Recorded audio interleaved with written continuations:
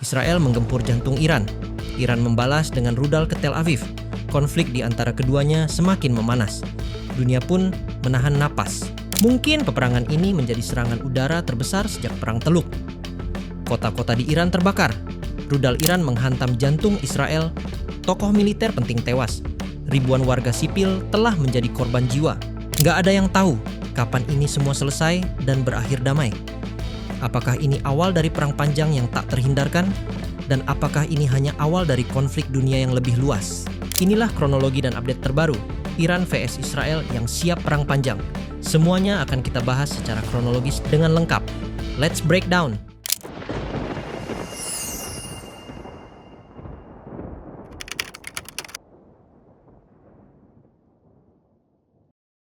Ketemu lagi nih, kita di channelnya Istana Media. Di channel ini, saya bakal berbagi informasi detail dan faktual tentang berita yang lagi hangat-hangatnya banget dan jadi perbincangan di mana-mana, khususnya bagi netizen di media sosial. Dalam IG News bareng saya, kita akan breakdown atau menjabarkan secara detail terkait berita yang perlu banget buat dibahas lebih lanjut. Berita kali ini mungkin udah nggak asing lagi buat kamu. Peperangan di Timur Tengah yang terus terjadi selalu jadi perbincangan hangat. Iran dan Israel saling serang dan membalas. Peperangan di antara keduanya sampai bikin negara lain angkat bicara. Bukan cuma itu, bahkan keduanya mengatakan siap untuk perang panjang. Berita peperangan antara Iran dan Israel emang bikin hati memanas dan emosi, bahkan menangis saat mengetahui banyak yang menjadi korban jiwa. Tapi kita perlu bahas ini lebih lanjut agar bisa jadi sesuatu yang informatif dan dijadikan pelajaran. Yuk, langsung aja kita breakdown sekarang. Kita mulai pembahasan ini dengan menyelami secara detail kronologi awal mula yang membuat Iran dan Israel saling serang. Ketegangan antara Iran dan Israel memang bukan hal baru, tapi sekarang semuanya berubah drastis. Ketegangan yang telah lama membara akhirnya meledak pada 13 Juni 2025. Hari itu, dunia terkejut saat Israel meluncurkan operasi Rising Lion. Israel melancarkan serangan udara terbesar dalam sejarahnya terhadap Iran, dengan mengerahkan sekitar 200 jet tempur. Targetnya, fasilitas nuklir, markas militer, hingga pusat komando IRGC di Isfahan dan Natanz. Serangan ini sangat terkoordinasi, hanya berlangsung 27 menit, tapi menimbulkan dampak dahsyat. 4 fasilitas nuklir lumpuh. Puluhan tentara Iran tewas. Iran menyebut serangan ini sebagai deklarasi perang terbuka.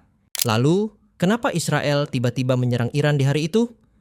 Semua berawal dari tudingan Israel kepada Iran yang dinilai sedang mempersiapkan pembuatan bom nuklir. Israel menyatakan bahwa laporan Badan Tenaga Atom Internasional IAEA yang dirilis pada 12 Juni menyebut Iran telah melakukan pelanggaran material terhadap Komitmen Perjanjian Non-Proliferasi Senjata Nuklir (NPT). Israel merasa bahwa Iran telah memperkaya kandungan uranium mencapai 60%. Ini mendekati kemurnian 90% yang dapat dijadikan bahan untuk membuat bom nuklir. Mengetahui tudingan Israel seperti itu, Iran tentu saja menepis tudingan Israel ini.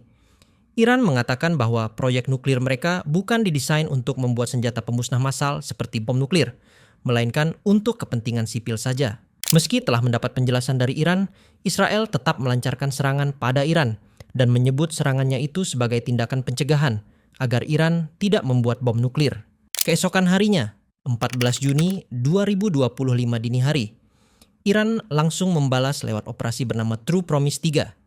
Sekitar 150 rudal balistik dan 100 drone diarahkan ke kota-kota utama Israel, termasuk Tel Aviv dan Haifa. Salah satu rudal menghantam markas IDF, Israel Defense Forces, menewaskan puluhan prajurit. Iron Dome berhasil menahan sebagian, tapi tidak semua. Beberapa rudal menghantam gedung sipil dan kompleks militer. Israel mengakui ini sebagai serangan paling mematikan sejak 1973. Jadi, awal mula peperangan Iran dan Israel baru-baru ini karena tudingan satu sama lain. Israel beropini bahwa Iran ingin membuat bom nuklir, sementara Iran menyangkal itu dan merasa itu alibi Israel yang ingin mengajak perang. Lalu setelah serangan dan balasan pertama, kini bagaimana kelanjutan konflik kedua negara tersebut? Setelah mengetahui kronologinya, kamu pasti juga bertanya, seperti apa kondisi negara satu sama lain saat ini? Siapa yang jumlah korbannya paling banyak? Di Iran, kota-kota seperti Isfahan, Shiraz, dan Natanz mengalami pemadaman listrik, jaringan internet lumpuh, dan rumah sakit penuh korban luka bakar akibat ledakan. Kota-kota besar berada dalam status darurat. Jalanan dijaga ketat IRGC.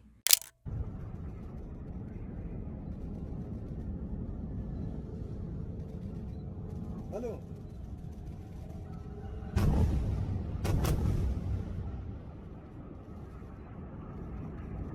Halo. Sementara di Israel, sirene terdengar hampir setiap jam di Tel Aviv, Yerusalem, dan bagian utara. Warga sipil mengungsi ke tempat perlindungan bawah tanah.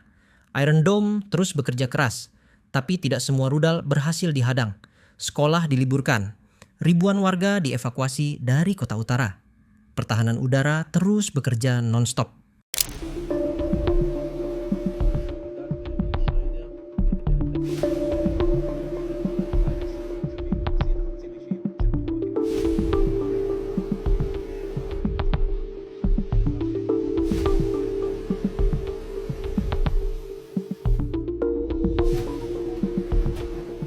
Hingga 17 Juni 2025 alias setelah Iran dan Israel berperang selama 5 hari, tercatat korban di Iran lebih banyak dibandingkan dengan Israel.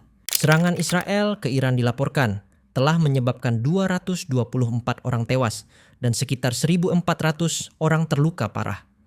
90% dari korban-korban itu merupakan warga sipil.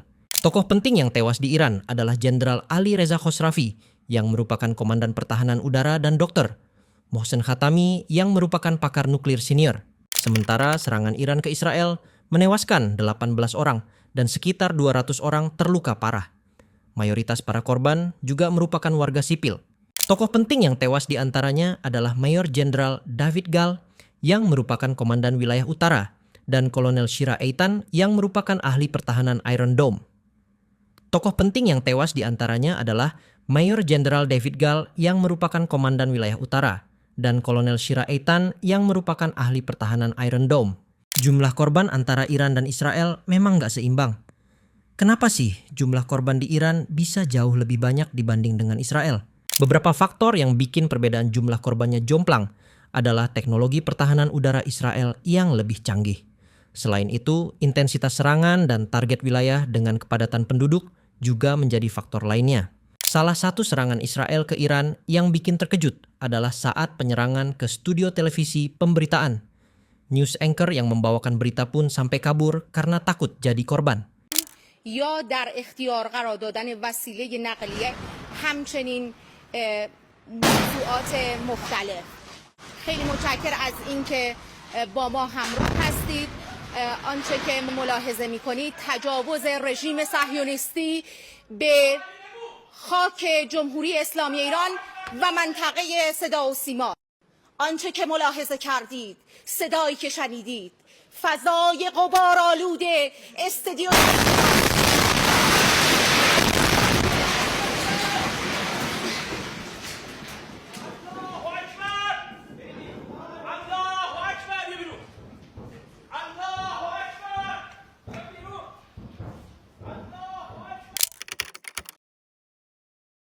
Konflik antara Iran dan Israel memang sudah terbangun sejak lama. Peperangan pun terjadi beberapa kali. Lalu, apakah ini akan menjadi perang berkepanjangan? Banyak analis militer meyakini bahwa konflik ini belum mencapai puncaknya. Israel tidak menunjukkan tanda ingin berhenti, dan Iran telah mengaktifkan seluruh jaringan proksi. Hizbullah di Lebanon, milisi Syiah di Irak, bahkan Houthi di Yaman. Pemerintah Amerika Serikat dan Uni Eropa menyerukan gencatan senjata. Tapi situasi di lapangan menunjukkan eskalasi justru makin parah. Banyak pihak meyakini bahwa konflik ini belum berakhir, bahkan bisa menjadi perang jangka panjang. Alasan-alasan membuat banyak pihak yakin peperangan ini akan berjangka panjang diantaranya: pertama, kegagalan diplomasi. Upaya damai dari PBB dan negara-negara besar tak kunjung berhasil. Kedua, aspirasi politik dalam negeri. Kedua, pemerintah sedang hadapi tekanan domestik dan cenderung menggunakan perang untuk konsolidasi. Ketiga, pengaruh proksi. Semakin banyak pihak luar yang terlibat, mulai dari milisi Yaman hingga Hizbullah. Bahkan ada kekhawatiran, jika konflik ini terus bereskalasi, maka negara-negara besar seperti Amerika Serikat, Rusia, bahkan Turki bisa ikut terseret. Bukan cuma itu, pemimpin tertinggi Korea Utara, Kim Jong-un, juga sudah buka suara. Korea Utara terang-terangan mendukung Iran dan membantunya. Selain itu, Kim Jong-un juga siap membalas dendam ke negara manapun yang menyerang Iran. Dari kasus peperangan antara Iran dan Israel itu, apa pelajaran yang bisa kita ambil? Pertama, bahwa perang modern bukan lagi hanya soal medan tempur. Teknologi drone, cyber attack, hingga informasi dan opini publik kini memainkan peran sentral. Kedua, kita melihat bahwa ketegangan regional yang tidak diatasi dengan diplomasi akan menjadi bom waktu. Dan ketiga, bahwa rakyat sipil yang tidak terlibat dalam keputusan militer selalu menjadi korban terbesar. Konflik ini juga membuka mata bahwa stabilitas regional adalah kunci. Ketika diplomasi gagal, yang menderita bukan elite politik, tapi rakyat biasa. Iran dan Israel saat ini berada di jalur yang sangat berbahaya. Dunia menanti, akankah mereka mundur atau justru melangkah ke medan perang yang lebih luas? Satu hal yang pasti, dunia tak bisa tinggal diam. Saat dua kekuatan besar saling menghancurkan, dunia ikut terguncang. Doa terbaik kita panjatkan, semoga perdamaian segera datang. Kami akan terus mengikuti perkembangan terbaru dan memberikan update faktual untuk Anda. Tulis pendapat kamu di kolom komentar tentang berita peperangan Iran dan Israel ini. Jangan lupa like, share, dan subscribe agar kamu nggak ketinggalan konten mendalam kayak begini ya. Sampai ketemu lagi di video breakdown mendalam selanjutnya.